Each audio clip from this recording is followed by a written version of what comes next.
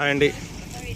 సంక్రాంతి రైతు సంబరాల్లో భాగంగా దర్శి నియోజకవర్గ జనసేన పార్టీ నాయకులు శ్రీ గరికపాటి వెంకట గారి ఆధ్వర్యంలో జాతీయ స్థాయి ఒంగోలు జాతి వృషభరాజుల బండలాడు బల ప్రదర్శన కార్యక్రమం గత 2 రోజుల నుంచి అయితే నిర్వహిస్తున్నారు. 3వ రోజున ఈరోజు నిర్వహించే న్యూ కేటగిరీ విభాగానికి వచ్చినటువంటి గెత్తులు